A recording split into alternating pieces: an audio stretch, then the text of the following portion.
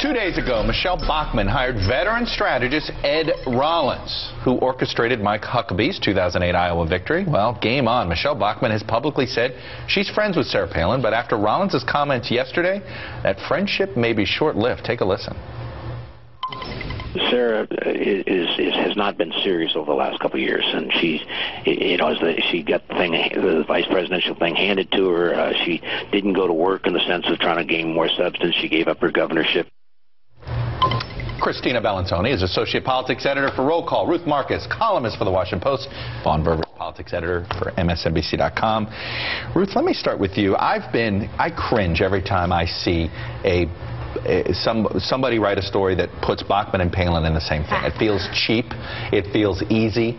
At the same time, no, but at the same time, here's Ed Rollins almost realizing that, yes, he knows that's an easy media narrative and trying to maybe distance quickly.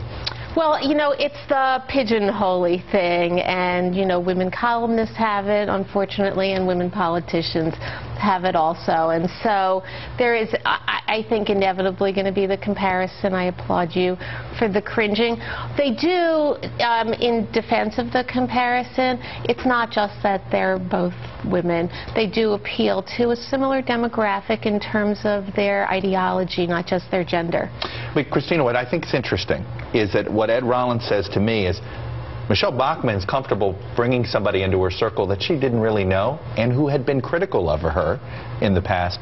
That's not a Sarah Palin trait. Not at all. Well, it also demonstrates she's seriously running for president, which really nothing Sarah Palin has done has demonstrated that, to me at least. Whether or not they end up both running and competing for the same types of voters doesn't really matter. I mean, Michelle Bachmann is making serious hires. She is taking on people, you know, as you mentioned, that have not been very fair to her in the past, and she's going out there, you know, really criticizing all of these other candidates. She's playing for real. Vaughn, every primary season, you know, there's somebody, everybody now is looking for who's going to be the dark horse, who's going to be this person that catches everybody by surprise, whether it was Howard Dean in 04, whether it was Pat Buchanan actually in 96. That was almost a bigger surprise when he won New Hampshire than anything he did in 92, John McCain in 2000. Is it Bachmann? Well, I think she's got potential. I don't think she's off to a great start, however, when her advisor is attacking Sarah Palin. I'm not sure what that really gets. If, as Ruth says, they are sort of going after many of the same appealing voters, why would you attack somebody who already appeals to those people? I think that it's a risky move at best.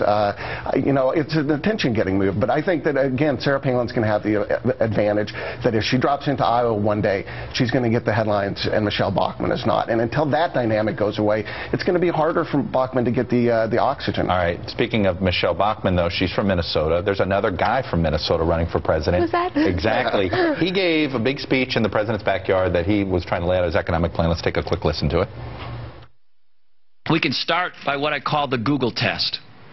If you can find a service or a good available on Google or the internet, then the federal government probably doesn't need to be providing that good or service. The post office, the government printing office, Amtrak, Fannie Mae, Freddie Mac, and others were all built for a different time in our country. All right, Christina, let's take him at his word here on this Google test. And interesting, trying to be 21st century about it. You know, it is the type of thing that people will remember. That's exactly right. And I think it reminds me a little bit of when Barack Obama used to say, I will put my health care negotiations on C-SPAN, because everybody can connect with that. It doesn't matter that he never actually did it. It doesn't matter that, you know, it was not necessarily possible. It matters that it was a very, very simple thing people could understand and relate to. That's exactly what he's going after. But, Ruth, I want to go back to Michelle Bachmann. If you're Tim Pawlenty, Tim Pawlenty's problem. I was just going to say, we sit here and talk about Bachmann, Palin. The real issue is you're Tim Pawlenty. You've been a two-term governor. You've got all these things, and all of a sudden this congresswoman is upstaging you. The biggest fear I think Pawlenty people have is, what if Bachmann outraises him in the first quarter? I'm feeling really sorry for Tim Pawlenty, I have to say, because the oxygen just keeps getting sucked out of his room. So last week it was all Sarah Palin all the time. This week we've got some Michelle Bachmann. What he needs is the space to get known and the media attention to deliver his message to voters, which is an interesting message. I'm not totally with the program. No, he's making some promises that he may not be able to keep. But he cannot attract voters if he doesn't attract media, and the girls pardon me, are taking a lot of the oxygen. Well, and I feel like you and I've covered a campaign like this. It feels like Lamar 95. Very much so, and I think he's got a similar problem to Lamar, which is, what is the real rationale for his candidacy? I mean, what position is he taking up in the field other than, I'm the nice guy from, And I'm not Mitt Romney. That's right, and I'm not Mitt Romney, and that's not a compelling thing. Michelle Bachmann has Tea Party support. Right. All these people have a rationale. He doesn't seem to have. All right, Marcus, Bellantoni, Verver, stick around. Trivia time, really quickly. We asked which first lady began the custom of breaking up the room into circular tables for state dinners. As my executive producer said, the answer is always either Dolly Madison or Jackie Kennedy. Well, in this case, it was Jackie Kennedy. Before the Kennedy administration, the custom was to serve dinner at long banquet tables, but Mrs. Kennedy's arrangement made room for more guests. It also allows the president to break away from the strict protocol rules of such a formal seating arrangement.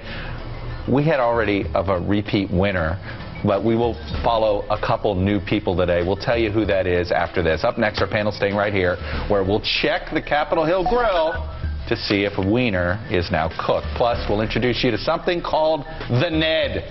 You won't want to miss it. That's next. You're watching the Daily Rundown, only on MSNBC.